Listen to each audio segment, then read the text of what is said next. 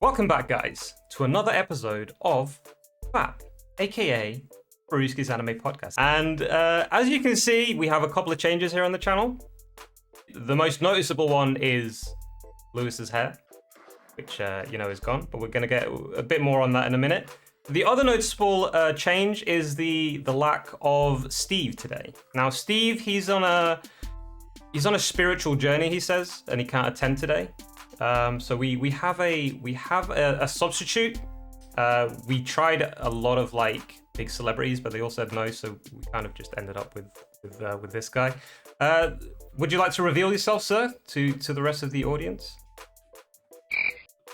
No. I am here. Hello. So as you can see, guys, today we are joined by Josh, aka the Platinum Trophy. Thank you so much for coming in today. How are you guys doing?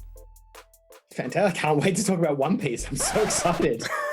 The memo is definitely sent the wrong memo out, I think. One Piece. Wait, you guys told me. Wait, Joel promised we were talking about One Piece today. No. Today, no.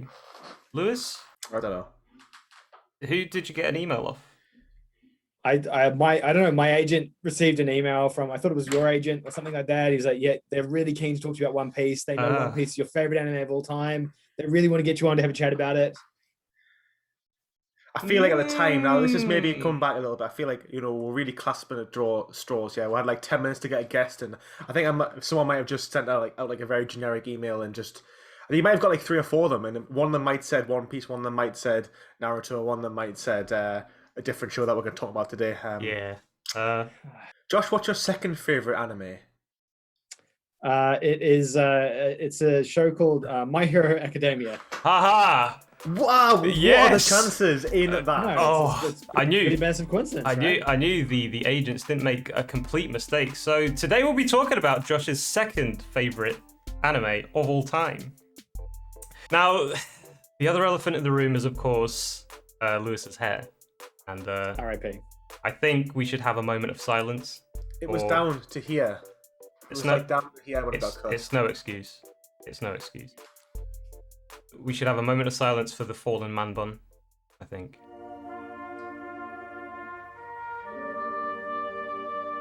We missed. All right, moving on. Have you guys done anything interesting this week apart from, cutting your hair? Actually, because you cut your hair, let's talk to Josh first. Josh, have you done anything interesting this week? Well, Lewis sent me the remains of his man bun, and I've been sort of grafting it on the back of my hair, so I can try and just sort of extend its lineage a little bit further. You would definitely... You're supposed to eat it, Josh. If you eat the hair, it gives you the power to grow longer hair. Pass on my abilities to you. Very nice. Very nice. Appreciate that. Nicely done. You, Lewis, have you done anything interesting? Well, it took 4.5 days to get my hair cut, so that was quite time consuming. Was it? And then obviously praying for Steve. Godspeed, Steve. I hope you find what you're looking for. And that's pretty much been my life. I'm still thinking about Steve right now, to be fair. So I'm going to be quite distracted. But other than that, those 2 things, now it's been my whole week. How can you not think about Steve in these times? Yeah, exactly. of loss and despair. Josh, would you like to tell us a little bit about your channel for the viewers who don't know who you are, which you really should by now, but in case as viewers that don't know, would you like to introduce yourself? In case the viewers don't know who you are, we know who you are. Definitely. For the viewers, tell us who you are. Know who you are. For fun. What, Lewis? Why don't you describe who I am? That's a great idea. What a great way to divert the question, Josh. Well, I didn't know his name was Josh because, as Joel says, he always introduces himself as the Platinum Trophy, and that's how we refer to him, as TPT. And Josh makes subpar YouTube videos about things he wants to make YouTube videos about, and he has a secondary love for anime, which he doesn't tell anybody on his channel. And you have to know the guy for like 5 hours to actually find out anything about him, because we didn't know he liked anime until 10 minutes ago. Yeah. Until that's how I describe him. Good thing I was invited onto an anime podcast then, right? Yeah, I think that's right. I make YouTube videos. They are no better or no worse than all of the other YouTube videos on the internet, and they're about gaming. So yeah, don't bother checking them out. You heard it here first. I mean, I tried, and obviously, he doesn't want you to see his videos. So I would just hang around Joel's channel. It's pretty good. Just in case though, I'll leave the link down below. As always, I'll leave obviously Lewis's link as well. But just in case you are curious, I'll leave the link down below anyway. Josh does do good videos in his defense. Yes, he does. I do enjoy. I've enjoyed his videos, and he's been somewhat of an inspiration for me in many of his styles of his videos. So you should check him out. You should definitely record this because this is one of the rare occasions that Lewis is nice to a guest. So yeah, grasp it and never let go. Never let go. Before you started recording, he was just berating me constantly, just harassing me about my accent and just about my content and saying I'm a sellout and just generally being nasty. Yeah, it's how we roll. It's good cop, bad cop. Lewis is obviously the bad cop. I like to do a sandwich. So a lot of times, whenever you give criticisms to someone, you're supposed to be like nice, bit of criticism, then nice. I like to do it the reverse. So like really mean, a little bit of nice, and then really mean again. So it's coming, Josh. It's going to be coming at any point during this podcast. A reverse criticism sandwich. Yeah, exactly. Good. Filler, bread, filler. Good. That's the best way to eat a sandwich. I mean, you British people put anything in sandwiches anyway, so I mean, to be fair, if you're ever stuck, you can always put something in a sandwich. Tell me something. Name a food. Someone name a food. I don't know. Pot noodle. Pot noodle sandwich. Beautiful. That's disgusting. Noodle sandwiches are amazing. That's disgusting. Cheese sandwich. Pineapple.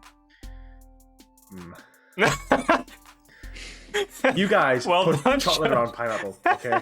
So a pineapple sandwich is no weirder than a chocolate pineapple, in my opinion. So yeah, it could work. So in this section of the podcast now, Josh, I don't know if you're familiar, but we usually have like a sound effect, and then we have like a few hints and a few guesses, and like whoever gets the correct answer gets to reply first in the questions. So today we don't have a sound effect because I kind of didn't really think it through. So there's going to be like a question, and it's going to be about My Hero Academia. So the question is, do we have to buzz in, or how do we answer the question? This is just the first one to answer. We've got to buzz in. You do have to buzz in. So you should have a button in front of you. Yeah, I did receive that. Which it's kind of imaginary. And no sound comes out either. So you kind of have to pretend that you're buzzing, and you also have to make the sound effect yourself. Now you can choose whatever sound effect you want to go for. You've got to remember, you've got to use your imagination. You have to use your imagination. You also have to tell me now which one it is, because in case you do it and it kind of I can't hear it. Mine is going to be inspired from One Punch Man, and mine's going to be when Saitama says okay. So I'm going to go like this and go okay. Slant the eyes. Okay. That is my buzz. Okay. That's his buzz. Okay, so my buzz, it's a bit of a weird one. It's creative as well, though. I did use my imagination. So it's just gonna go like this. Lewis. Okay. So original. Not confusing at all. Okay.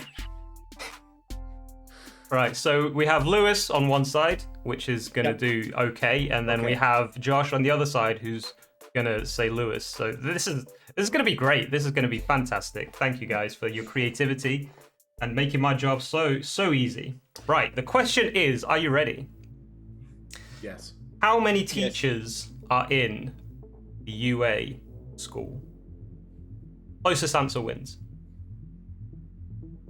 Lewis. Yes, Josh. 10? Okay. Well, what's your counter answer, Lewis? Well, I think there's going to be at least 6, but I imagine it's a massive school. So I'm going to say 11. No, I'm going to say 16. 16. Now I can say, Lewis, no matter what you said, it would have been wrong. Because there is, in fact, 10 teachers. Hey! In total. So well done, Josh. Well done. In your debut for the FAP, you have now earned and shoved Lewis off his high horse because he's won twice in a row. You have now earned the privileges to answer first at all times. Lewis. Ah, fantastic. If you answer first, you'll be silenced for 10 seconds as a penalty. Damn, son. Things got real. Strict rules here. Strict rules. Alrighty. Now, I've added a new section before we do go ahead with like the story of My Hero Academia, and it's just to include the viewers as well. I've chosen a couple of my favorite comments from the last episode. First of all, Josh, have you ever watched Blood of Zeus, the anime? Nope. You haven't? Not Okay. going to though. I saw your thumbnail. Yeah. Yeah. Yeah. Listen much, bro. Okay. Yeah, you're not. So these are probably both like more towards, you know, me and Lewis. So the first one, which I really liked and really laughed at, was from Matt Rushton, and he says, watching Heron, which by the way, Josh, is the main character of the series, the main character, was as good as watching Asbestos. I have to agree with that. What do you think about that, Lewis? I think Asbestos is more interesting because, you know, Asbestos can kill people. Asbestos is some serious shit. Whereas Heron, Heron doesn't do anything. He stands about and cries and throws his really powerful sword over a cliff and forgets about it. That's true. That's very I just like being Thor and having this hammer and going, you know what? Nah. Then never use it ever and be like, forget. Oh, and then not even that, forgetting about it, forgetting, like, erasing from your memory, like this really powerful weapon. And just like, nah. And letting your arch enemy get it and use it. Yeah.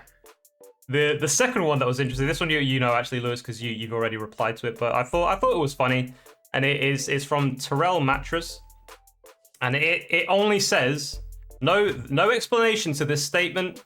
It just says it was really good. Stop hating.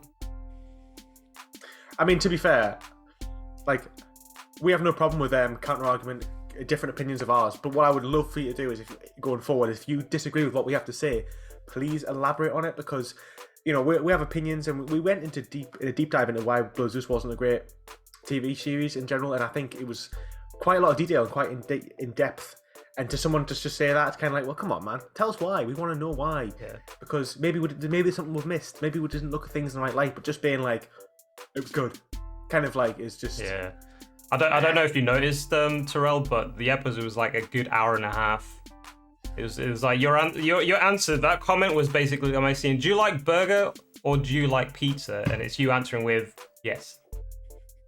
That's pretty much it. Anyway, that was the favorite. That was my favorite. Comments of the last video. I think one was in our favor, one was against us. I thought I'd even it out and just, you know, spread our opinion out there. As always, guys, if you have your opinions, drop them down below in the comments. You may have a chance at the next episode of being selected, so be creative. Alrighty, so moving on, let's talk about My Hero Academia, which, you know, this intro has been going on for about an hour now, and we're finally getting to the juicy bits. The man bun's almost grown back. It almost has.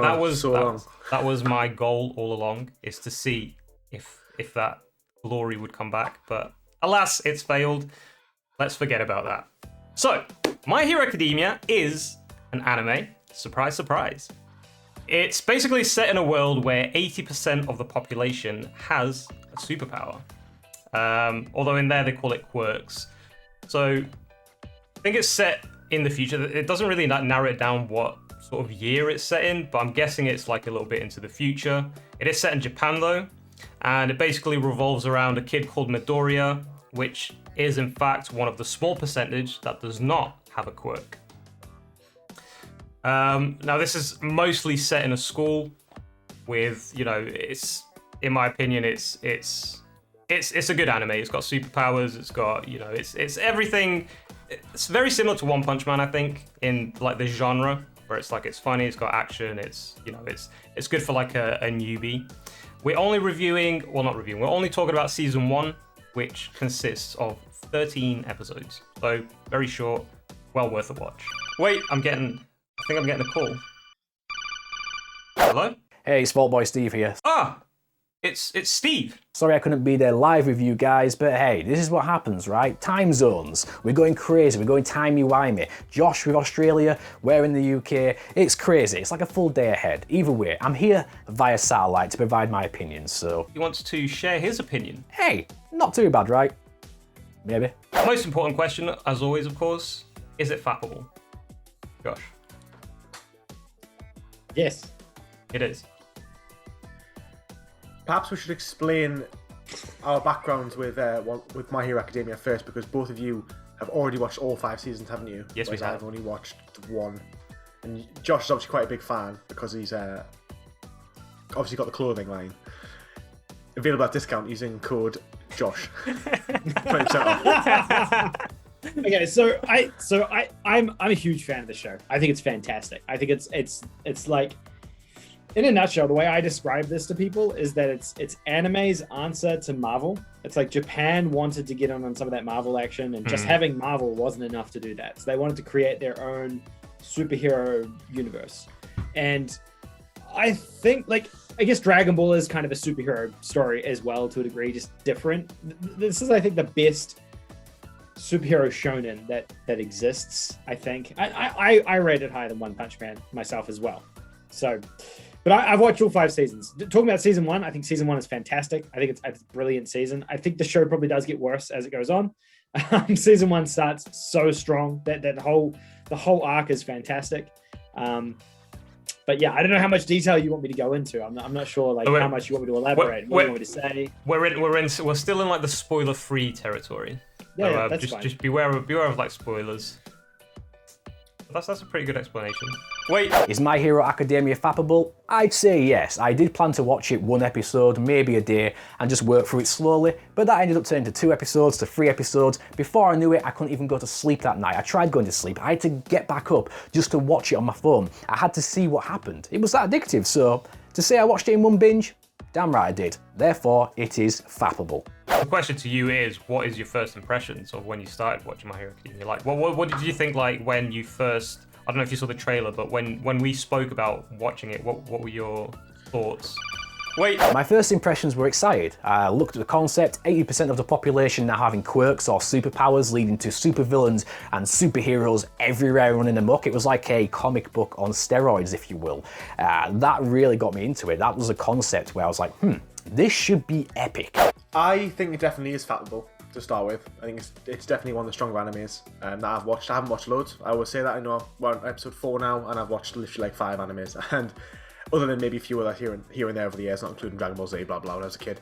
And I think it's definitely one that the stronger animes I've watched recently. I think it's good. I think it starts off. I think as a whole, I think the series is really good. We'll elaborate more when we go into positives and negatives and stuff, but what I think is so good about it. But I think first impressions are it's a really strong, concise story. I think the characters mostly, not going to negatives and stuff, but the main characters are really strong. I think the main characters are really strong, and I like the world they've created. It's different enough to feel like it's its own thing. It's not like, it doesn't feel like, for example, you make a superhero TV show and they've all just got like, spider powers and like rip-offs of Marvel characters. I feel like a lot of the quirks are all really unique to the point where like you haven't really seen them in Western TV series and stuff. And guys, I'm a massive superhero fan. Like, superheroes is my jam, and a lot of the powers or quirks are really, really unique. And I enjoy it for that, and I think it tells a pretty great story. It does feel like an origin it feels like it's setting something up for better. It feels like it's really getting going, and it's like this very big, like contained story which talks about just the starting point, and I really enjoy it. We'll just say it. We'll leave it there. I'm just waffling now. What did you think of the animation? So the animation is a big thing.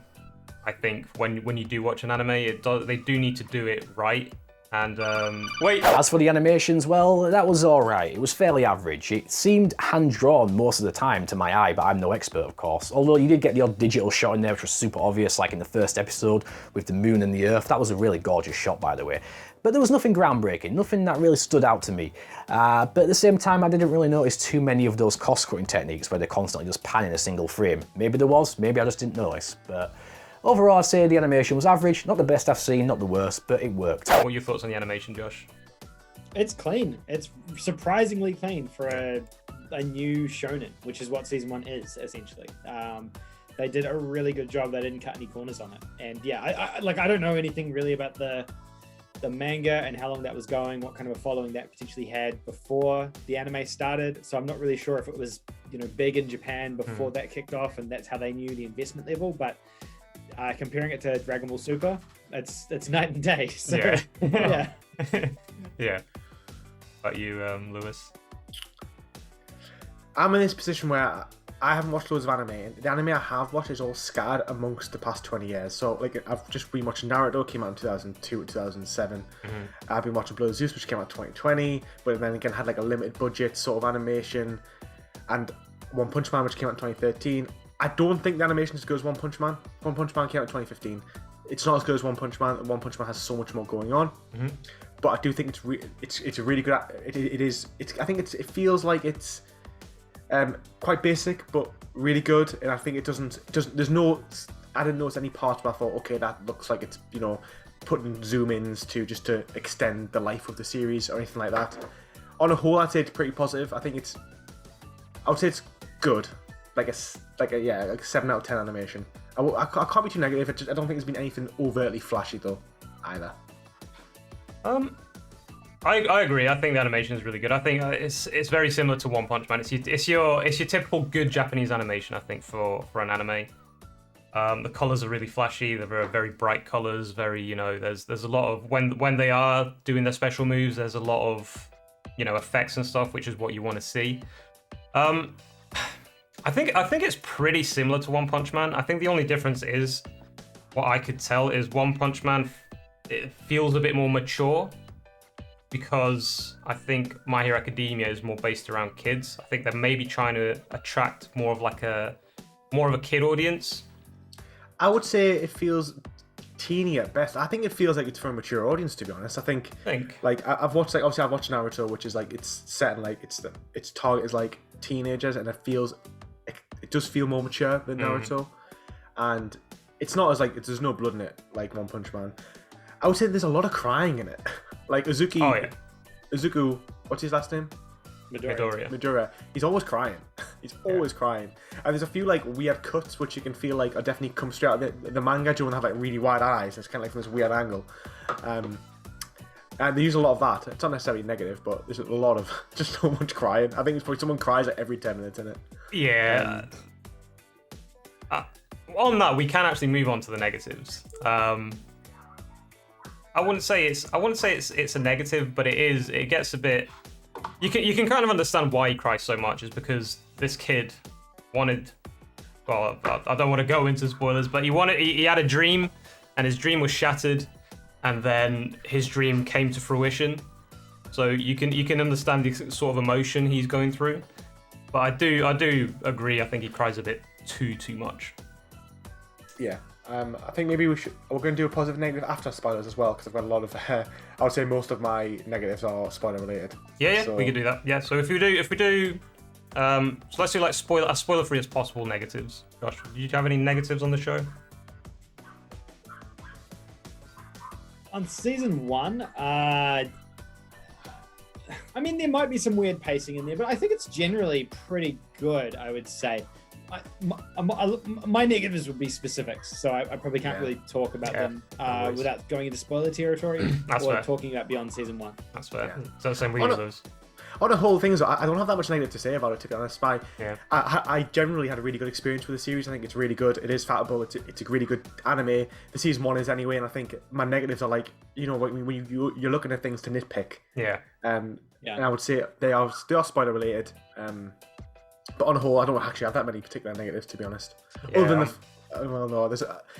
there's maybe a character I don't like.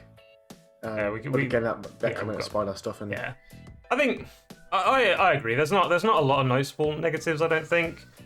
Maybe with it being a superhero-based anime, you don't see a lot of villains. I think. Sure, it follows. It follows a very similar shonen tropes, right? Yeah. To pretty much any other shonen anime that's going on, Yeah. Your classic Naruto, One Piece, Dragon Ball combo, and I think My Hero is lined up with Boruto and One Piece now, probably. I'm thinking. In terms of that, those the trio that's going on, sort of at the moment. That's fair. I think it's. Keep in mind, guys, if you haven't watched My Hero Academia, keep in mind season 1 is more of an introductory season. So it's still one of the best seasons. You think? I think so. I think you're right when there's many villains, and I think there's no standout villains in it, but also I feel like it feels like it's. There's two ways to tell a story. Either tell a really complicated story and the characters take a back step, or you tell a really basic story and the characters are at the forefront of the story. And I think this season definitely felt like the characters at the forefront.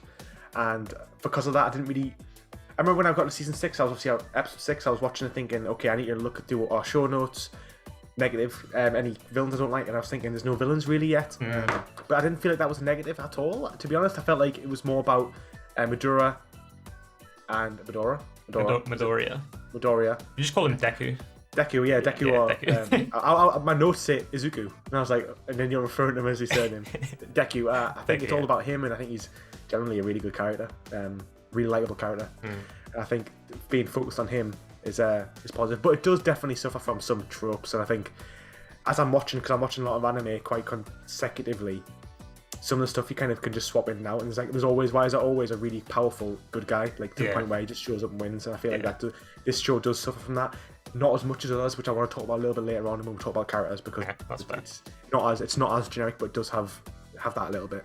On that, let's move on to the positives. Like still spoiler free. So from this section, don't worry if you haven't watched it. If you don't want spoilers, you can. We're going to talk as spoiler free as possible.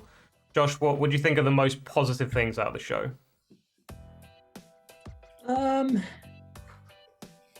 I think it did set itself up to be quite different. So, I know I've kind of used the counter of that in my negatives about how like it does file into some of those like shonen tropes. But I think, when this came out, back when it came out, the season 1, before we knew about seasons 2, 3, 4, 5, I think it was something completely unique compared to what else we had on the market in terms of anime, superhero anime and things like that. It was something different, taking a completely different take on it. Coming out at a time when 2015, superhero saturation was probably at some of its peak as well, like globally. So it was a massive risk releasing something like this. Yet they managed to, like Lewis said, carve out something that's like different enough about a superhero high school, which I like, excuse me if I'm wrong, I mean, I guess X-Men, right? But there's not many other things like that. Yeah. I don't know. I think that was pretty cool. And they took it was a different take as well to what X-Men was. It was like, the X-Men universe is the inverse, where like the mutants are hated, whereas this is sort of the opposite, where they're kind of glorified. So, I think it's interesting that I've got a few things, but on that I would say, although I think the superhero high school is it's not been used that much, I would actually probably say, Josh, in superheroes that actually is the idea of superheroes in high schools has been around. It's probably the most generic trope of a superhero. Like it's quite often that like we get like Iron Man, or like there's been TV series throughout all of like since they've been animated TV series about like they're always at high school or at college while they're doing the superhero and stuff. And I think it's maybe not necessarily a focus on superhero schools, but even like Disney had a Disney film called like Sky High, which was the same, and you have like Invincible's just come out now, but I think it does it differently. And probably the best I've seen it be done, is what I would say. I think for me, I've got two main positives.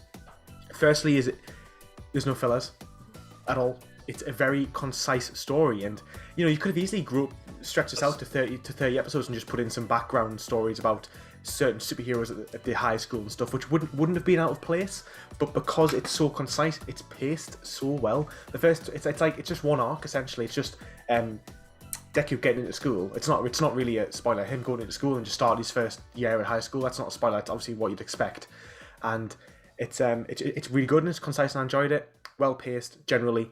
And then my second favorite thing is the superpowers. I think if you think to yourself, because I was doing this as I was watching it, I was thinking it's really hard to think of new superpowers. I don't think I could sit down and think of like 30 or 40 superpowers.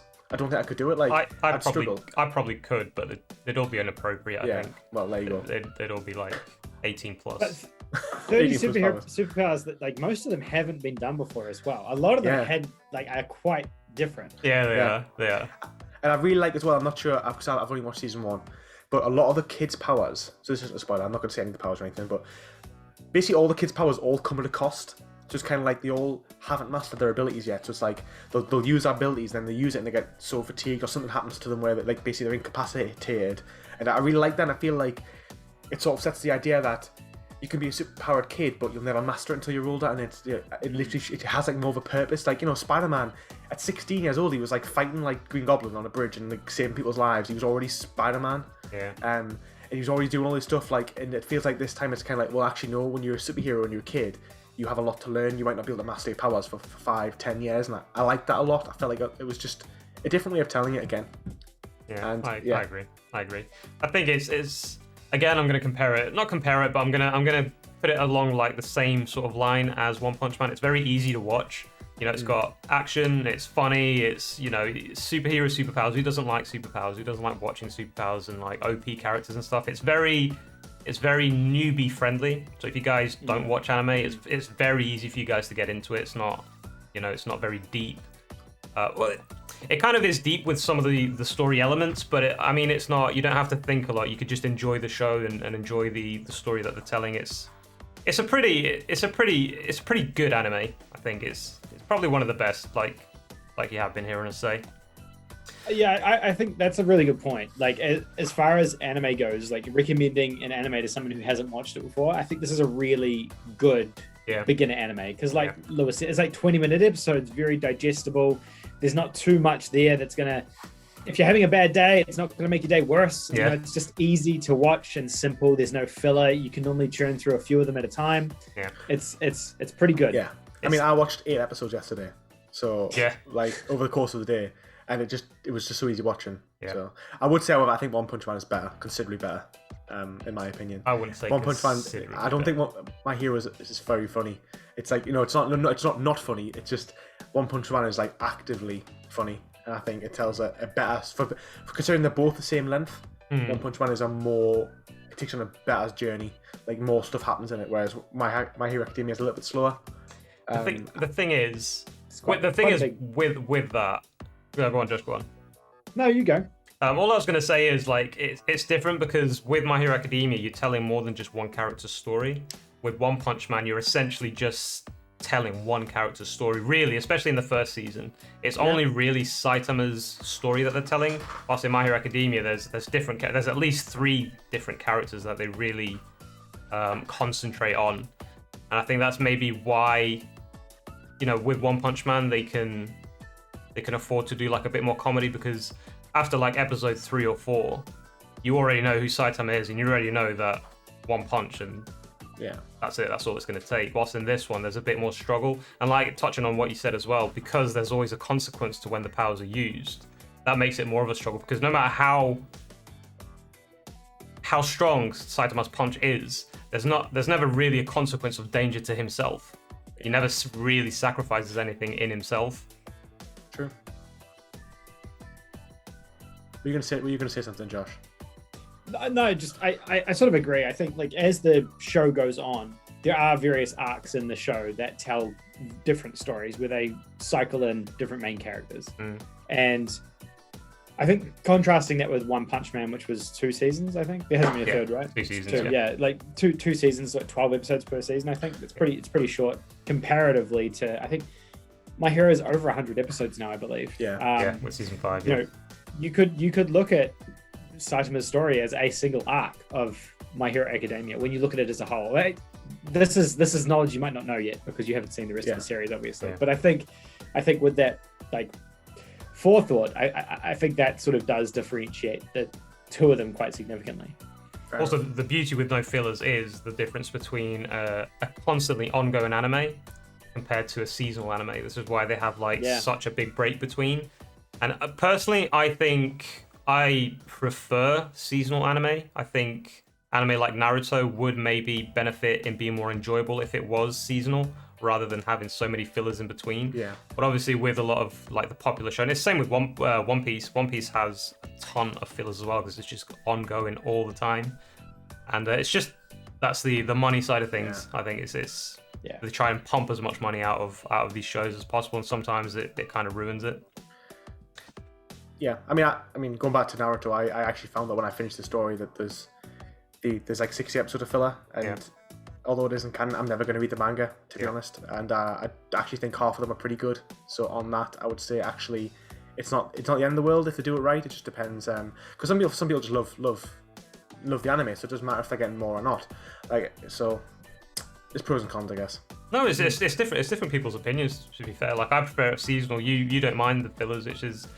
And the thing is, like, a lot of the population may not mind the fillers because these shows are still being watched. So it's that anticipation of when it's going to come back to the canon.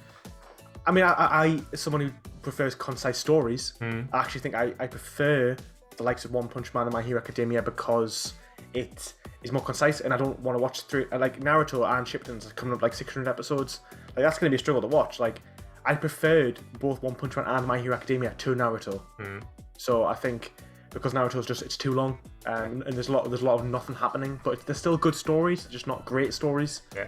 Whereas like this just felt like both these series, One Punch Man and My Hero Academia, felt like great stories, great seasons anyway. That's where I've watched. I agree. Anything else you guys want to touch upon before we move into the spoiler territory? Nah, I want to talk about spoilers. All right, guys. So we're going to dive in deep in spoilers. So if you guys haven't watched My Hero Academia, you should definitely go and watch it now, and then you should come back and watch the rest of the podcast. You should. You should. There'll be timestamps down below as well, so you can. We're gonna give it a rating now before we do the spoilers. We're gonna do the spoilers. Do it.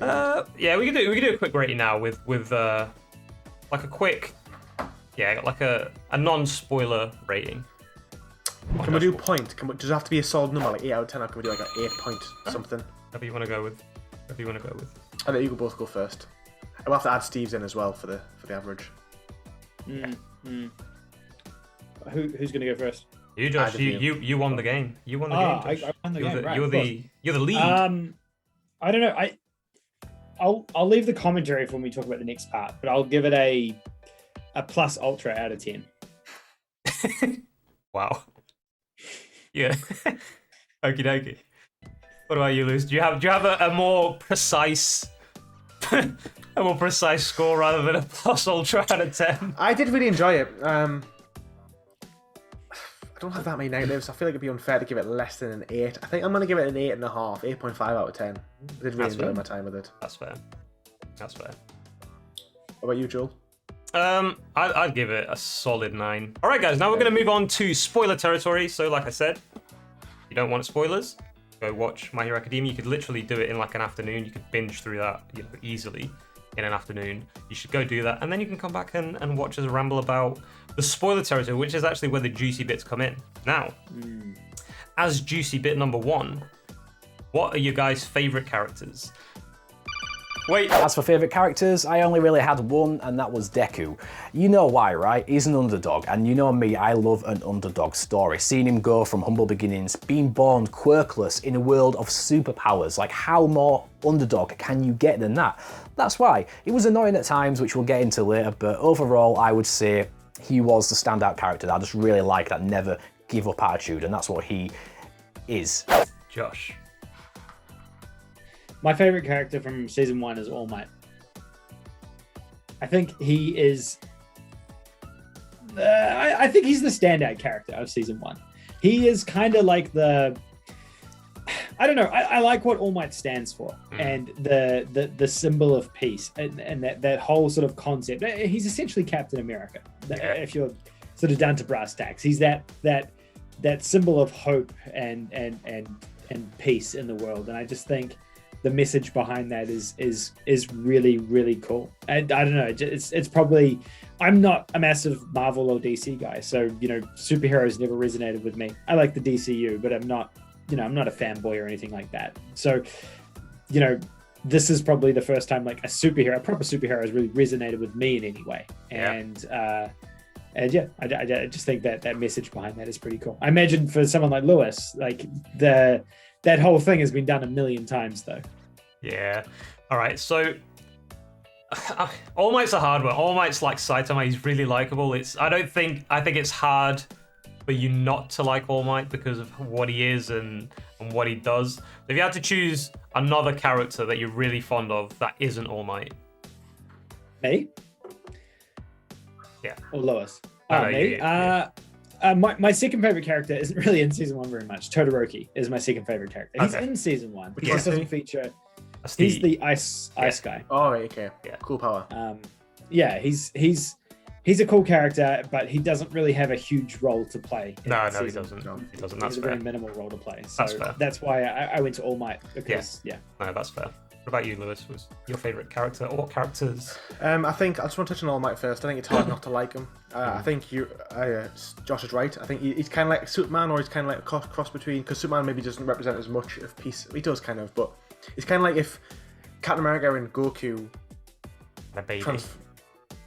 fused, because he's like as powerful as Goku, but he's like he's good, and he's got a really cool quirk in the sense of like he has the All Might. No, it's All for One, isn't it? All for One's his power, his quirk, and it's like I did a little bit of reading about it before I started. And it's like, it's basically like 7 generations of quirks that have been passed on from people to people. Yeah. And I think it's a really cool quirk. And I think he's right in the sense that he can't tell anybody. Like, he's like got this confliction of like, I need everyone to think that I'm this super powered with the best quirk of all time, but actually it's been given to me and no one can know that because they'll try and steal it. Yeah. And I think it's really cool. I don't think it touches on enough how All Might gives his ability to Deku, because he kind of just lets him eat a hair and then that kind of gives him it. And they talk about it later. Okay, they talk about it in yeah. But at this point, it doesn't really explain it that much. I think I like the fact that he's not quite Superman. He's not quite Goku because he has this injury, which means that he can only sustain his form for like 3 hours a day. Yeah. And I think that is some really great writing. And I think that is kind of like although he's not Saitama, he's not Goku because of this. And it's like, this is why I said, like, me and Josh both said it follows the generic anime tropes, but it kind of doesn't, because it presents you with this character that from the outside is Goku or is Superman or is the best character is Saitama, but actually he's not. He's actually only that for like so much of the time of the day, which means that the harder he trains, he actually becomes weaker, which means he isn't the most powerful character, because eventually you could wear him down. Which I think it just makes it more of a grounded anime, makes it more of a relatable anime, makes it less generic, definitely. And I think his powers are cool. He's also voiced by the guy who voices Vegeta, which is just cool. And then generically, my probably favorite character is actually just Deku. It's hard not to like him. He's just so determined. He wants to do well. He's intelligent. I think other than that, the rest of the characters, I would say, have been very forgettable even, shall I say, for the series, because they don't get enough time, because it's all about Deku and All Might. Yeah, I have to agree. Yeah, All Might is definitely up there. I mean, like I said, it's hard for you. You'd have to actively look for faults in All Might not to like him, and it's hard to, because he's not got many faults. I mean, what he stands for is righteousness and justice. Excuse me. He's just generally a good guy. He just, he sacrifices himself to save others, like no matter what the cost to himself, as we can see in the last episode, where he has to really, really, really push himself like way past his limits. And I think you guys have pretty much covered everything with All Might. I think it's a cool power. Like it's a power that anybody would want to have. I mean, who wouldn't want to have his powers? The other one for me is a Razorhead, and I think his quirk is really, really cool. I think against most villains, he could, like, one-on-one fights, it's going to be really, really hard to take him down, because he could just erase anybody's quirk with just a glance. And obviously the goggles he wears, you don't know if he's looking at you, if he's not. So he's a very calculated character. You don't see much of him throughout the first season, to be fair, but in the last few episodes where you see him fight these different villains, it really shows how OP he actually is. And I just also like that he's just like always carrying this sleeping bag around, like he's, do what you want, I just need a nap, and it's just like collapses on the floor. I think he's a pretty cool character. Yeah, he's funny. He has such an awesome set of fights in those last 3 episodes. Like when he's defending the entire class from like the League of, I don't think they're called that yet, but those villains that come into it. I think it's just such a cool moment seeing him just like switch all of a sudden and just start kicking ass, and it's so satisfying. He's like a character that's severely underutilized in season 1, who gets fleshed out more, right? 100%, but I think he's definitely pretty cool. He redeems himself in those last couple of episodes, because he comes across as a bit of an ass when he first introduced as well, right? Yeah, especially the way he speaks to Deku. Well, he's going to expel him. I'll expel you if you keep using your power.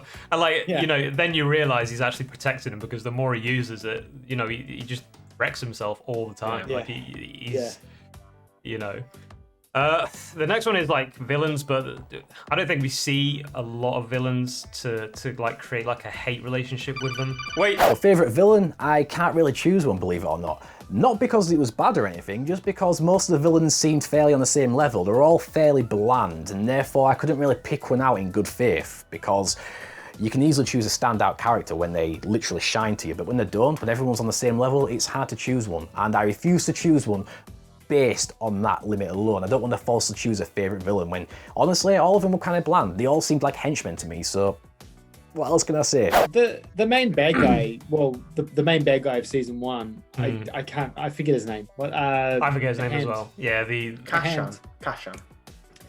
Well, he sort of is. He is kind of a villain. I think he's more of like an anti-hero. He's Kashan. Vegeta, basically. Yeah. Kinda. We'll touch on it. I'll touch on him a lot more like it further on. He's a weird one. I thought the big guy with the brain open was quite intimidating, to be fair. Nomu. The Nomu. Nomu, yeah, I thought he was quite intimidating. Yeah, I suppose. He was a cool fight as well. I mean, All Might had to push himself beyond 100%, and he knew he had seconds left. I think, like, I don't know, if he hadn't have been in his final form all day, maybe it would have been different or something. But I think that was the stakes were like sufficiently raised for that fight. Well, I thought that potentially that the villains may have organised that there'd be large amounts of criminal activity in the morning to try and fatigue him potentially, because they were implying that they kind of knew that I don't All think Might they had did this. though. But then it felt like, the villain with a hand on his face was kind of expecting All Might not to be able to sustain it for that long, wasn't he? Though he's saying he shouldn't be like this at this time. But he was also expecting him to be there when they did invade. That's true. Because he was That's like, true. where's All Might? I was giving them more credit, I think, than what they were due. Clearly, Because I think he was trying to, like, he knew that his time was up. Like, he didn't have any more time left when that fight ended. If they'd seen any more, they would have realized he was severely weakened. I think villains, you'll see more of villains like in the upcoming seasons for sure. Yeah. And you will create like more relationships, I think. So I think personally, I don't have like a favorite villain or a really hated villain. It's, you know, they only show themselves in the last like 3-4 episodes, so it's one of those. Yeah, Nomu is a pretty good villain, but then he's pretty brainless. Like he's just a puppet basically. He's got like no emotion. He's just there just to kill All Might, and sometimes things that you don't understand their motives and stuff can be a lot more more intimidating villains, though. Like sometimes you think, okay, he's just a puppet of death essentially. They can be pretty menacing. He destroyed Eraserhead. Like he demolished Eraserhead. Like that was hard to watch. That was brutal. Like snapping each of his arms and then like crushing his face on the floor. It was pretty brutal. I actually put in my villains. I just put that. I put the guy who makes the little blast in his hands called Kash. Is it called Kashan? Kashan. Well, he's called Bakugo, right? Bakugo. I just put him as my most disliked character. It must just be me. I just don't like the anti-heroes in any of them. I hated Sasuke, and I don't like him either. I just feel like they don't. I just didn't like the guy as a character. I think he's just so one-dimensional. He's a massive arsehole, and I think like Deku, like for some reason cares about him, and it's like why? And it's just this really weird relationship, and it's just kind of like it feels out of place, and he's not a hero. He might be this hero, and he's like anybody watching him will go, this guy needs to calm down and get out of the Hero Academy already. He's not a hero. He doesn't represent what it is to be good. He hasn't got good in him at all. I know we're gonna say obviously, well, in season 3 and 4. He does something redeeming to redeem himself, blah, blah, blah, blah. But it's just like, why do I have to be given these generic villain characters to go alongside the protagonist? And they're just terrible in the first 10, 20 episodes, which is what I felt like he was. Thank you for moving us on to the next section of hated characters. Now we all know what your hated character is. Wait. I can't really say that I disliked any characters enough to put them on a pedestal. At the start, maybe Bakugo because of his ego. As usual, he's just one of those characters you're destined to hate the character or just dislike him in general. As it went on though, nearer the end, I did start to... I don't know, that hatred went away. It was never hate to begin with, it was more of a dislike, but eventually it started eroding. I didn't mind him as much, and I'm sure as the seasons progress, he will develop as a character. Along with Deku, so I can't really say that I had any that stood out to be disliked or hated. Josh, what's your hated character? I do agree. I think Bakugo has a lot of challenges in the way he's written. I think he plays a role, and he plays a role in season 1 in being like that nemesis. But I think the nemesis, the Goku Vegeta relationship, exists in so many shonen. That is something that is very stock standard. It's almost like it has to be there because it's in so many other anime and so many other shonen, having that nemesis type character. Yeah. I kind of agree with Lewis a little bit. Look, there's foreshadowing because I've watched more of the show, right? But I do think that character is problematic in how he's written. I do wonder whether or not they were trying to achieve some sort of a Vegeta style arc with My Hero as well, with this character in particular, you know, taking him from where he is in season 1 to wherever he ends up later in the seasons. Yeah. I do wonder maybe there was something like that going on in the writer's room, perhaps. I'm not sure. Yeah, I agree. Yeah. I think it is fair to compare Kacchan to Vegeta, but I don't think that his pride is as justified as Vegeta's. Because let's look at Vegeta's life, for example. He was a Prince of Saiyans. Yes, he was prideful. His whole race got wiped out, and then he was made a slave by the person who wiped out his race. Yes, he didn't know that at the time, but still. Then he goes to Earth, and he meets a Saiyan who should not be anywhere near his level, and he has a hard time. Like, we're not going to say Goku beats him because he doesn't. Like, the combination of all the characters beat Vegeta, basically. But he gives him a hell of a hard time. That's enough to like, destroy your pride and make you angry. Yeah. Kacchan, on the other hand, he's always been the popular kid. He has no reason to hate Deku that much. Just because Deku helped him get up from like, and showed him, like, empathy. I don't think that's a strong enough reason for that much hate.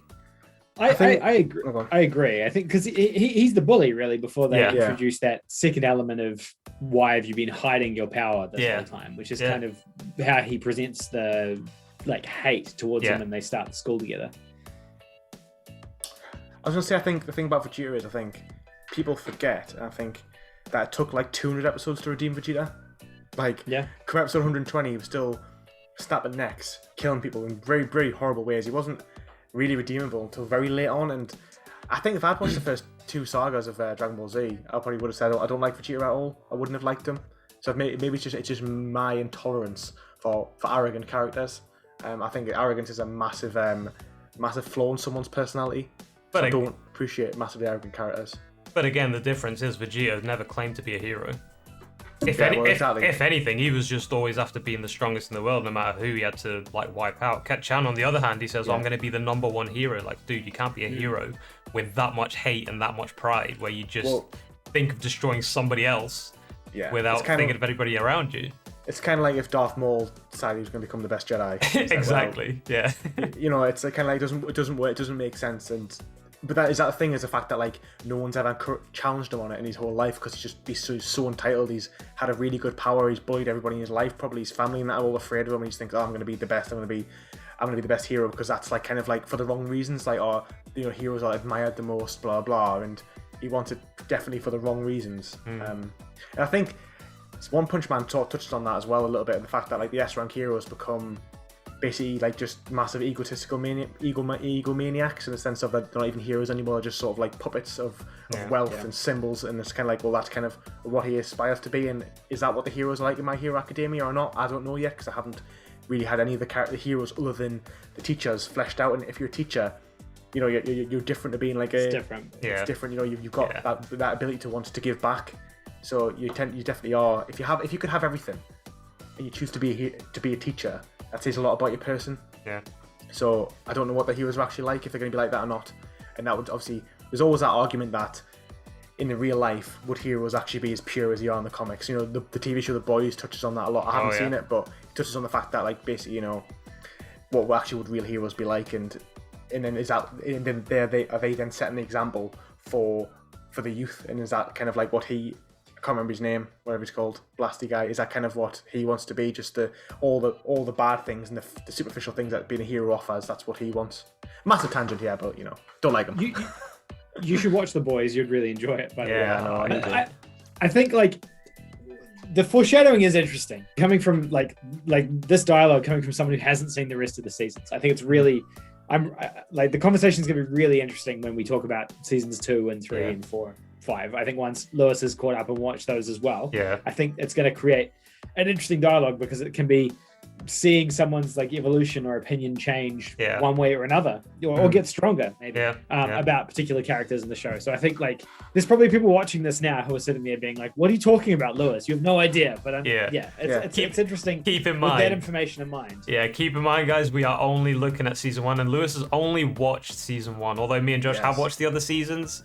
But even with us watching the other seasons, we can still all agree that Kat-chan is an absolute dick in season 1, and he has no reason to be. That's basically the harsh reality is that he's just a bully. So that's what I come back to. Like whether or not they succeed in achieving a Vegeta level transformation, I believe that's what they were seeking. Is a Vegeta style character who is nasty and evil and a rival who they can transform into a good guy or a bad guy. Who knows what's going to happen, right? Yeah. But like that's what I felt like they were trying to achieve all through season 1. But I don't know. Like, I don't think they succeeded at it. No, definitely. I don't think so. Yeah. No, I don't think so. Because I think even Vegeta as a villain, he was still likable. For me, he was super, dude, Vegeta on Namek was like that was hilarious. Like everything he was doing on Namek was hilarious. He was double crossing people and killing these guys, and then going and teaming up with these guys and screwing these guys. It was just like he really just didn't care. No, he didn't. There was a charm to that, right? This guy is so like he was very likable. Me, and that was it. Yeah. Manipulated everything he was just moving all the pieces on that, like before Goku shows up on Namek, right? It was really cool. It was his time to shine, I think. And they did it well. Yeah. We're gonna move on now to like let's imagine if the three of us are born into that world.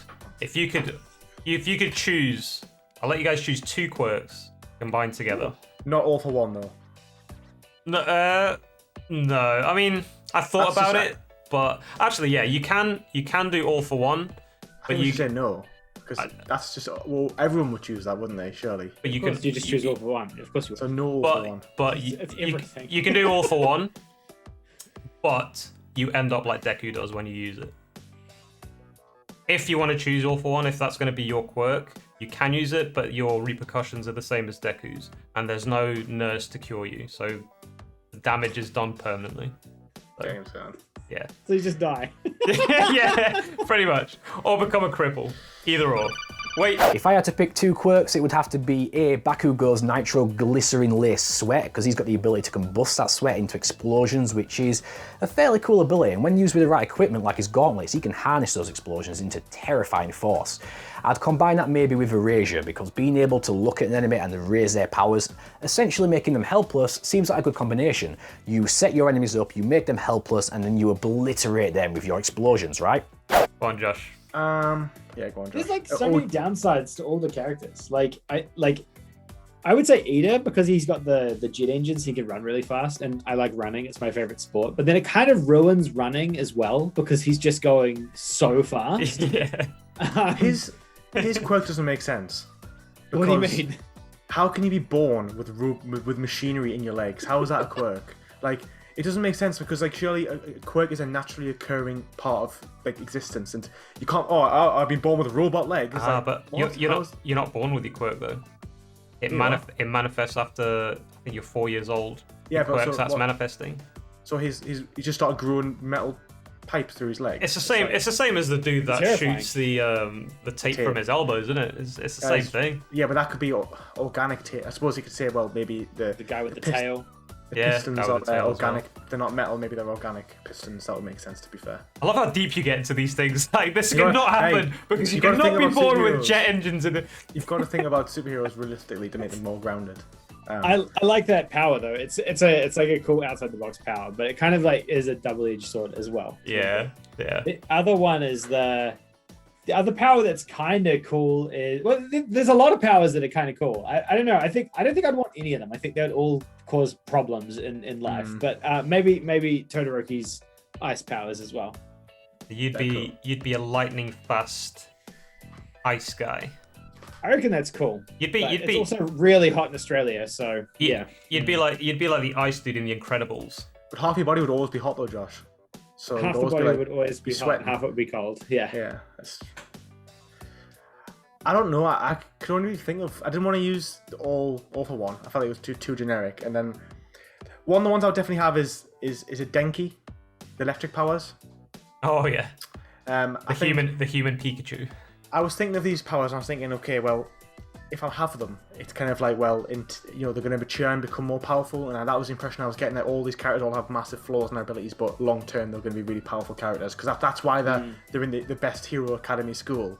So even the ones that seem like generic or not generic, useless, like the guy who shoots tapes out of his arms, surely they're going to become powerful in the long run. Which does seem like the most useless power, but we'll come to that anyway. So I think the idea of being able to generate electricity is really cool. Obviously, it is quite a generic power, but at the moment when he uses it, it fries his brain, and he just can't really function properly afterwards. If he overuses it, yeah. If he overuses it, which probably doesn't have much of a threshold. I like that one. That's kind of the only one I would actually want. The rest of them, I think the Ice and Fire one was good, but I just felt like it was a bit too easy to pick. Oh yeah, definitely. Yeah, it's too practical, right? Yeah, it's too good. What about Yo-Yo Rosa? Who she can create anything that's like the size of her chest, right? Yeah, that's a cool power, to be fair. Obviously, it destroys your clothes, sadly. And yeah. but then isn't that? Yeah, that's quite a cool power, to be fair. She can create anything. Maybe that one as well. Like that could fit into her body, isn't it? It's like there's like a weird downside to it. But then she can create this massive. She makes like a massive sheet. Yeah, so, it takes longer to create bigger things. Yeah, that's right. So she can't create anything for 10 minutes if she's making something big. I've just remembered a power which I want to put in there, and that's a guy who hardens his skin. Do you know the guy who changes hands to swords? Oh yeah. Him and electric, because he can harden all his body and make it almost indestructible. I like that. That's a pretty good power.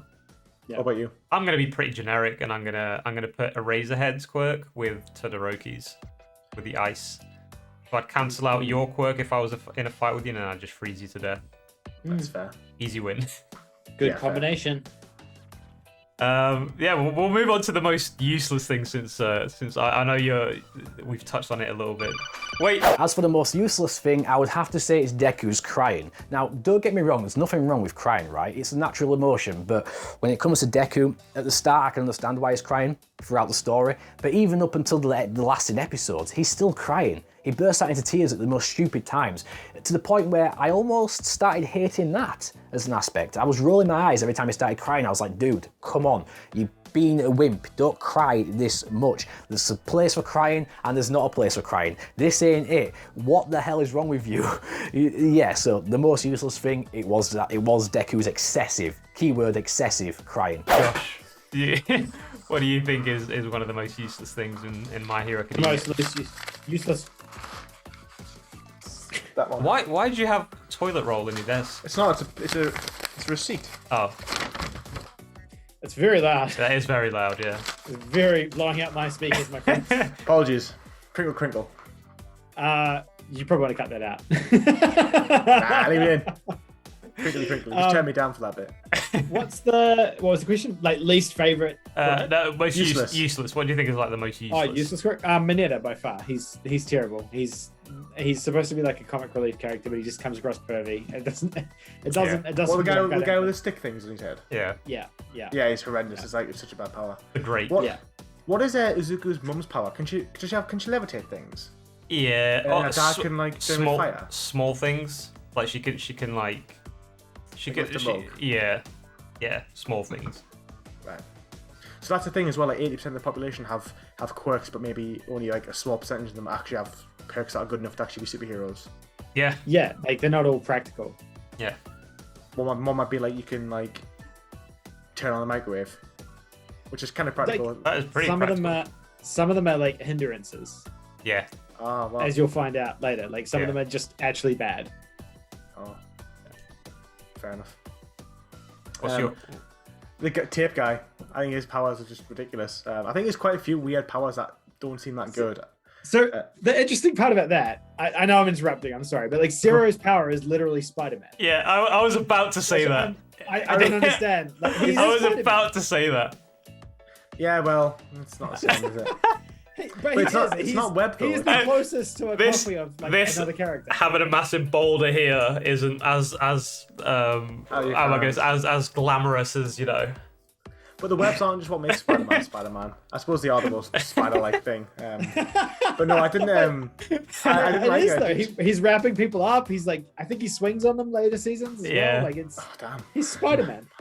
Wow, I didn't like it. What can I say? You've betrayed yourself. If he could only spin webs, Spider-Man wouldn't be a very good superhero, though. He's like that would be like one of the weaker parts of what makes him such a good hero. Like it's his ability to sense danger and his super strength and his speed that makes him actually a good hero. The webs, he makes his webs. Like he doesn't need his webs really. He only needs them to traverse. Essentially, he does use them quite a lot in fighting, I suppose. But no, I felt like he was just not as good as the rest of them. I felt like he didn't have any potential. Like I felt like I was always watching it, like I said, like being like, okay, where can this power go? And I felt like that power, like, what's he gonna do? Just shoot out his fingers as well, or his legs? I don't know. It could be useful if he wants to be like a policeman. True. He can arrest you in seconds for sure. That's Once he gets a grasp of his power. I don't know. I just thought it was funny that your favorite character is Spider-Man and like the dude that has the similar power to Spider-Man. Like, no, I don't like him. He's useless. And the tail guy as well. The guy with the tail felt a bit like is that in a really effective superhero like power if you've only got like normal amount of strength? You've only got like an extra arm. Like, how is that going to compare to anybody else's powers? Like, you could just. Yeah, that's more like a character development thing. I mean, I suppose in like season 1 only sort of characteristics, and if you're going to compare him to like the other kids, then yeah, maybe he's not. It doesn't seem to be that useful. I can agree with that. I think at this point the most useless one is Midoriya's. He uses it once and that's it. He's out of action, and like he relies on other people. He's learning it already. Like by the end of it, he can use it and only break one of his fingers, so he could actually use it 10 times. Two fingers. Well, the first time with the ball though, it's kind of like how creative you want to be with it. So like if he was to throw things at you, but he can't always control it. That's true. He broke his legs again trying to save All Might. But I get the impression as well because he wants to get there fast, and he just loses control. True. I get the impression that one of his punches is equivalent to one of All Might's punches. That's the impression I'm getting. Well, the thing is with almost with All for One, if you remember, the next generation it goes to, it becomes stronger. So when Deku masters his power, he will be superior to All Might, and then obviously when it comes to the time when Deku passes the power to somebody else, that person will be superior to Deku as well, which is kind of again a double-edged sword because it's going to take a long time to master it, and also on top of that, in what you can see in season 1, what you get from it is if you don't have a quirk, you're more eligible to get it. Do you know what I think is crazy that this idea that this All for One is like the amount of responsibility on All Might to pick his successor is phenomenal, because the reality is like if he picks the wrong successor, they could kill him. Yep. Like they could become so powerful that they could then there's nothing he can do about it. So it's like the amount of pressure to actually pick somebody it's insane. Like you could never pick the right person because everyone has flaws. Because basically he's searching for essentially like Steve Rogers. That's his actor name. He's searching for like the Steve Rogers. That's like kind of like why going back to Captain America 1, which is completely irrelevant but kind of relevant, is the fact like, you know, the guy who's trying to give the super soldier serum, he's doing all these tests and he ends up picking the person who isn't the most physical. It's not the most. It's the person who's got the right heart and the right mindset. And it's like it's crazy to think like how much pressure actually is on All Might. A lot of pressure. It's not too dissimilar to that, I'd say. It's a similar thing. I think they say that Deku's using less than 1% of All for One in season 1. Wow. Yeah. Because if he uses any more, he could potentially, like he says, when he turns power to him, he could literally, his arms and legs would blow up. That's how OP it is. Since we're getting a bit emotional, were there any scenes that made you like cry or tear up? Wait. Did it make me cry? Hell no. Dude, Deku did enough crying for all of us. I'm pretty sure we can all agree on that. I can't see your beautiful faces right now, but I'm pretty sure we can all agree that dude cried enough for the entire world. We didn't need to cry in this anime at all. Nah, not for me. I did. I thought when All Might tells Midoriya that he can be a hero, that kind of got me. Gave me a little bit of goosebumps when he was like kneeling on the floor crying. And the other one was when his mum was hugging him. after he'd been to the doctor, and the doctor was like, "There's no chance you're going to be a hero," and he was just like, Brutal. looking at the TV, rocking, back and forth. going mental. I think those two kind of got to me a little bit. I definitely had goosebumps moments. There was a lot of goosebump moments, but I wouldn't say emotional moments. Yeah, I would agree with that. You two are just complete heartless beasts. Right. Yeah. Moving on. Favorite fight? What would you guys say would be the best fight in your eyes in season 1? Wait. My favourite fight would have to be Deku versus Bakugo in the Heroes versus Villains training segment, mainly because of the history between them. Now, of course, Deku doesn't hate Bakugo, but Bakugo's got some resentment towards him. It's his personality, right? And at this point, he's discovered that Deku has got a power, and he feels lied to at this point. He's seething with rage, and all his passion and history coming together just really made this fight worthwhile, as well as the fact that they both went all out, which is what they weren't supposed to do, and All Might should have stopped it, but he didn't want to do it for Deku's sake, despite the lethality on display. And yeah, the outfits getting torn open. I always love that in superhero films. I love seeing outfits getting disintegrated and torn apart during fights. So hey, that was my favourite fight. It's probably the final fight. It's All Might. It's seeing All Might use 100% of his power against the Nomu and best the Nomu. I think it's pretty cool. I agree. I have to say, I think it's a really short fight, but what we see is it's when the animation's actually at its best. The animation's quite slow a lot of the time, and then it just goes like 100%. Just like, seeing it all happen so fast, and it's just, it's the best fight for me. There's not a great deal plus of ultra. Yeah, exactly. No, I have to agree with that as well. There's not. There is a few fight scenes, but they're fairly fast. I think the whole last 4 episodes where the villains kind of invade, I think all the fights from there is probably like the best fights, especially when All Might is fighting Nomu, because it's the only time in the season where you actually see him in like some danger, where things could really go south, and it's the only time you don't see him laugh either. You can see him with a serious look in his face, and you think shit's about to go down. So I think it's a good ending to the season, I think, and it leaves a lot of questions as well. I think that was like one of my favorite Goosebumps moments, when he busts into the dome and like he's walking down, and then he's just like, it's like everything's gonna be okay now, and it's like such a cool moment when his theme kicks in, and then he just like walks down to approach them and stuff, and you're just like, this guy's about to wreck shit, and it's just it's very satisfying, right? He says, "I am here," like, don't worry, I am here. It's just like such a good line. It's amazing, Josh, how you just read my mind, because the next section was your favorite moment, and you just like that, you just like boom. You sure you're not? Are you sure? No, don't apologize. I was gonna say, is your quirk like mind reading and like perception? Wait. As for my favourite moment, it would have to be when Deku was on the boat and he used his all-for-one power when they were surrounded by the villains. He ruptured the water into a tornado, and I believe it was Mineta, the one with the sticky bombs, who said they were fairly useless and they've got no ability, yet when used in that combination, it clumped all the villains together and incapacitated them into a big ball. So that was a really cool moment for me. I liked that combination of powers right there. So that'd have to be my favourite standout moment, where I was like, that was cool. Yeah, I think I'm going to cheat then. I'm going to give you another favourite moment. My other favourite moment was the montage on the beach, like the beach cleanup. They play the cool like theme song, and like he's cleaning up the beach, and you see him like just doing this killer workout and getting jacked as this like, was it like 12 months or 9 months or something? 10 and months. he's just like cleaning up this beach, and it's just really, it's funny and it's emotional and it's satisfying, and it's like, I don't know, it's just like a funny spin on like a Rocky montage, and I think it does a good job. Yeah. What about you, Lewis? I've got 2, and they're both about Deku. So the first bit, which I was like, wow, is when he first uses power. When he punches a robot, and he runs and charges and uses it, and I was like, wow, we didn't know how powerful it was going to be. His arm shines, and I thought that was the first goosebump moment. I think it was really, really fantastic.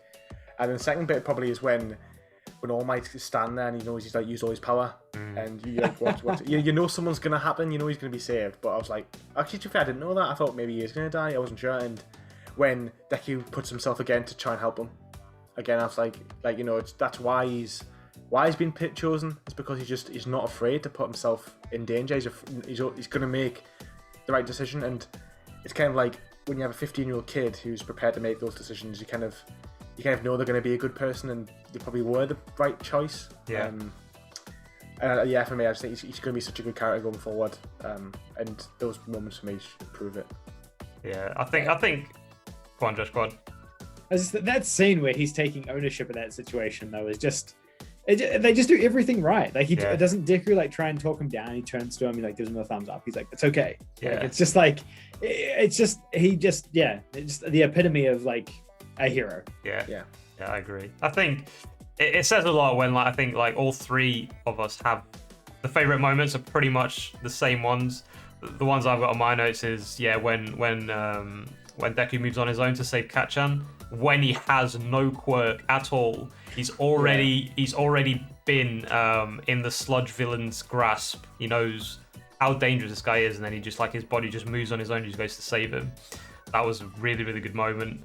Again, like you said, Josh, when he's clearing the beach, it literally reminded me of Rocky. And I don't know about you guys, but that was apart from the final fight, that was the other moment in Rocky where I always look forward to was the training montage to see him the music, just everything, and then when he does show up in the end to save everyone basically in episode 11, that was definitely 100% agree with you guys.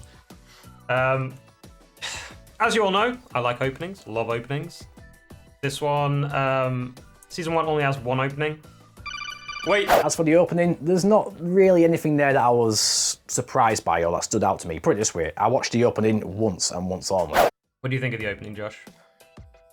Yeah, it's good. It's got a good catchy theme. It does the job. Nice and simple. I was expecting more. I thought, is he done? I think season one's not my favorite opening for My Hero, but it's good. It does the job. I think you care about openings considerably more than most people who watch these type of shows, Joel. I do. I loved it. I thought it was fantastic. I think the music's so good. I think it's one of the songs where I heard it and I thought, right, I'm going to download that, and I've got 3 different versions of the song in one of my playlists. I think it's such a good pump up song, and it's got such a good chorus. I think it's fantastic. I think it suits it feels like it builds up, and it has and the song's called the Day, and I feel like it just suits Deku's journey of now is your time. So that's fair. Yeah. That's fair. Yeah, I do like openings. I think the anime opening is very important because it gets you pumped for what you're about to watch, I think. And some are pretty crappy, some are pretty good. This one, it's not the best. Definitely not the best in My Hero Academia, 100% in my opinion. But it's not the worst either. It made my opening playlist, so it's decent. I could listen to it. It's decent. The other thing I really like is the soundtrack itself. In the anime, when they're fighting or when there's an important event, I think they really nailed down the overall soundtrack in the anime. Do you guys agree with that? 100%. Yeah, me too. I think it's hard to nail down every aspect, and I think My Hero Academia does it really well. Not perfectly, but it does it really, really well. I mean, it gets you to feel those emotions that the characters are feeling, like the fear or the emotion, and discovering new powers and just saving people in general. It's overall it's a very good overall anime, I think. Finally, there are games based on My Hero Academia. It's called My Hero Wants Justice. Have you guys played them? Yeah. That face is the face of disappointment, I see.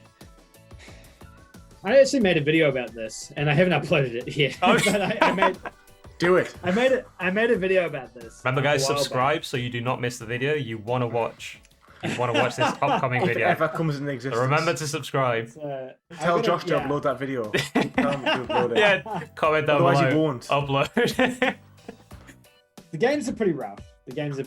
I would say. They're problematic. Just do a quick one. I don't want to. No spoilers for the video.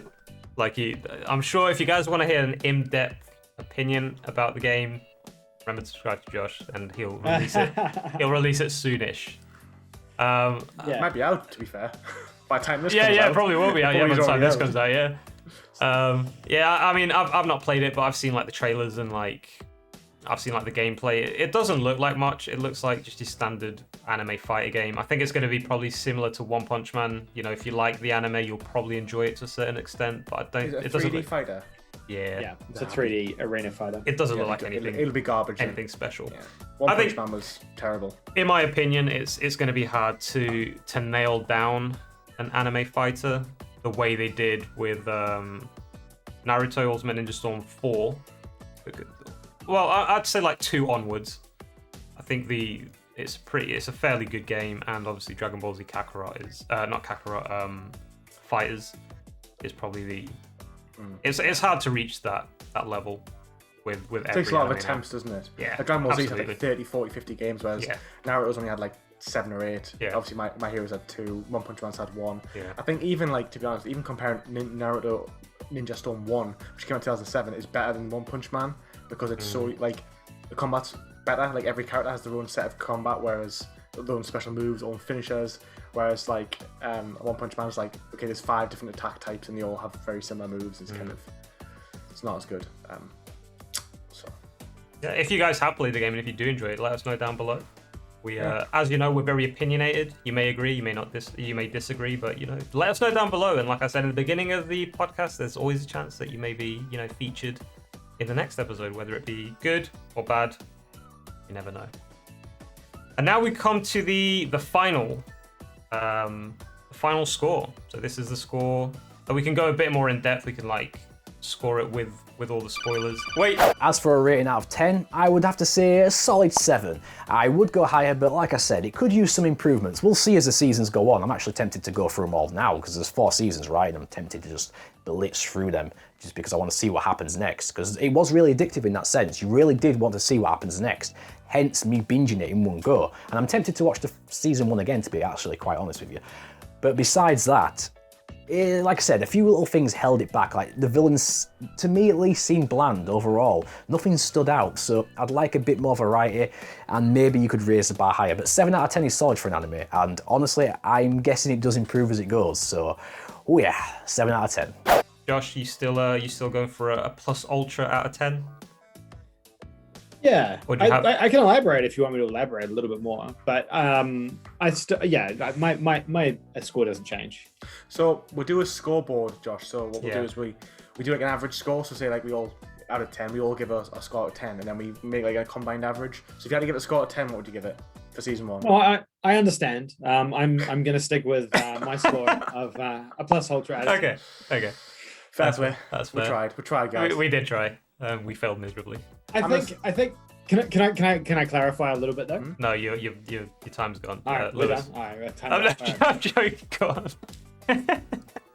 I think they do a couple of things really good that other anime lack. It's something that Dragon Ball Super really suffered from, was like the power levels and people getting too powerful. I think My Hero Academia sets the stakes in the first episode that All Might is up here, right? All Might is All Might, and that is the peak in terms of like superheroes in this universe. They've set that bar, and that exists. It's like a problem that One Piece had for a really long time. It's a problem that Dragon Ball still has and continues to suffer from.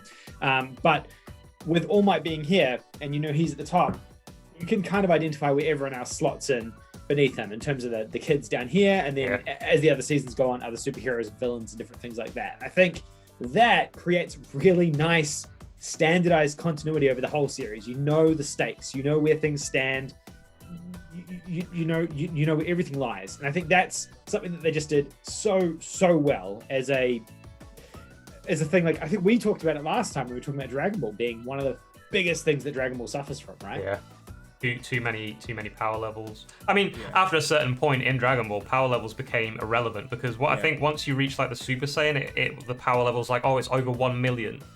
And then after that, it's like they don't even talk about power levels anymore. It's pointless. Until Super, right? And then they try and bring it back and dial it back into Super, and they reset it, then they break it again. So it kind of like they don't know what they want to do. They don't know what they want to do.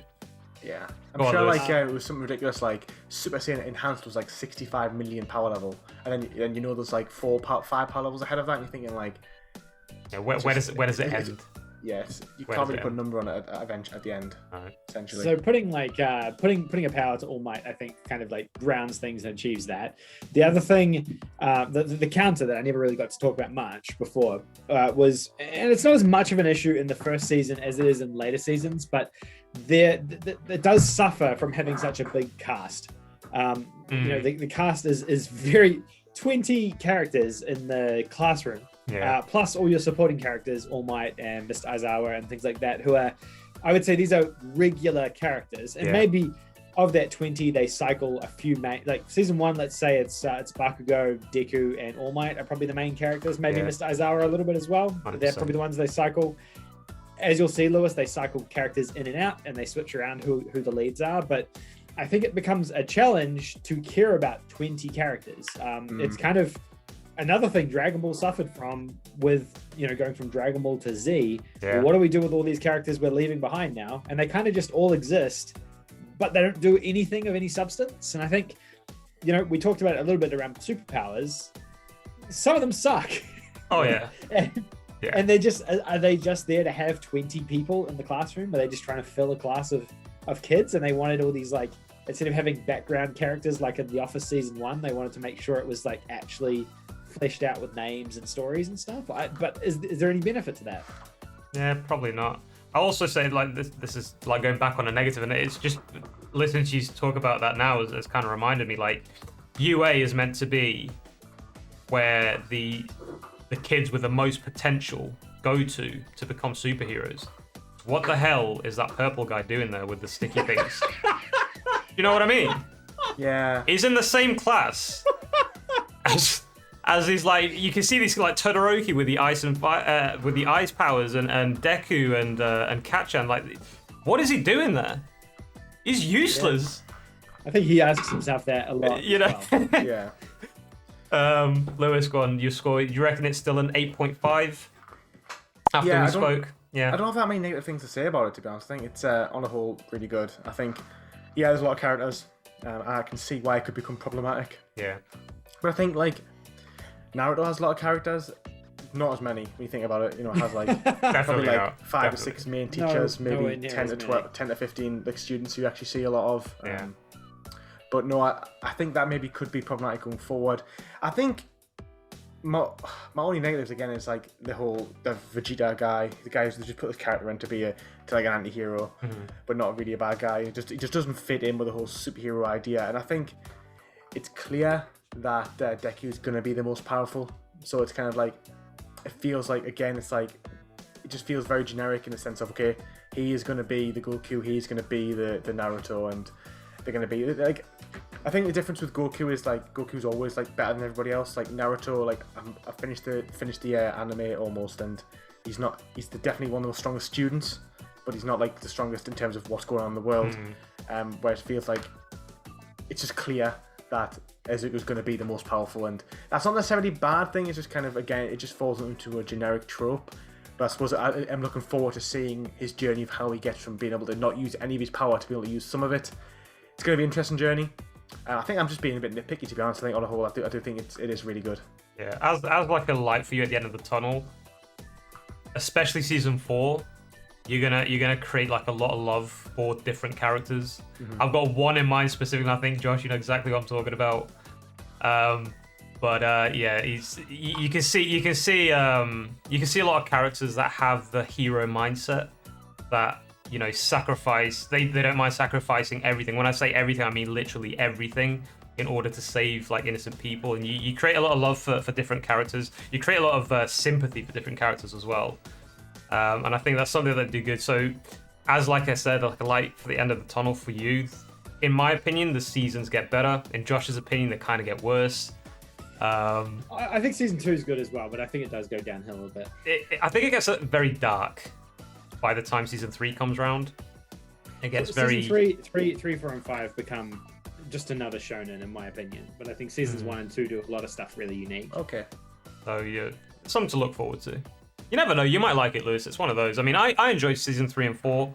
I think one character in particular made me enjoy season 4 a lot. I've not seen season 5 yet. I'm gonna wait until that's finished and then I'll give it a watch. But I think because I like superheroes, I think it's definitely up my alley. Like, I know watching it, like, for 2 episodes in, I knew I was gonna love it. So I know I will enjoy it. I can't see myself not enjoying it unless it's just, you know, because even if it's a generic anime with superheroes, I'm gonna prefer it to other animes. So I think I will generally enjoy all of it. That's fair. So I stand by what I said. I'll give it a solid 9. especially since we're only doing season 1. I think season 1 is definitely solid. A 9. It leaves you wanting more. It leaves you with that cliffhanger at the end that you've watched now, Lewis, because I told you to watch it. It's not really a cliffhanger. It's not a cliffhanger. It just invites you. It just prepares you that something's going to go down in the next season. It's not like, oh my god, what happened to this person? It's just kind of like something's afoot. Yeah, exactly. And I think what they work with, they do really well. I think it's very, very solid. As it stands on the leaderboard, My Hero Academia sits right here.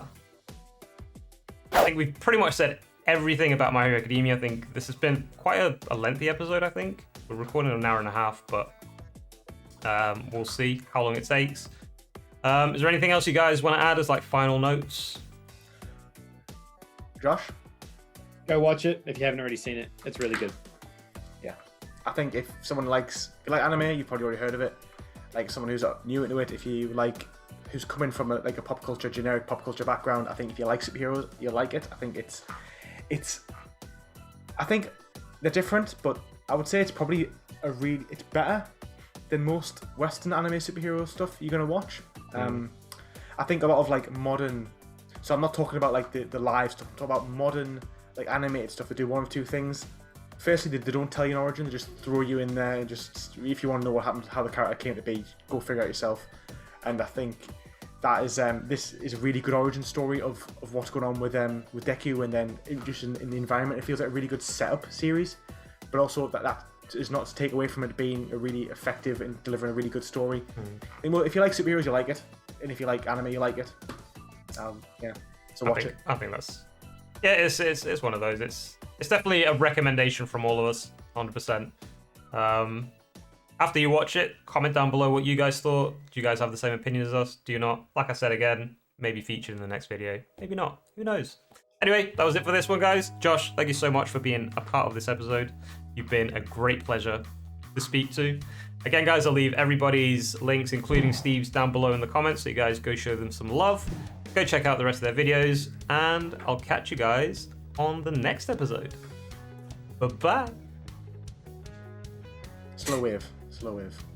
Smile and wave, boys. Smile and wave. Sayonara, guys. See you all next time.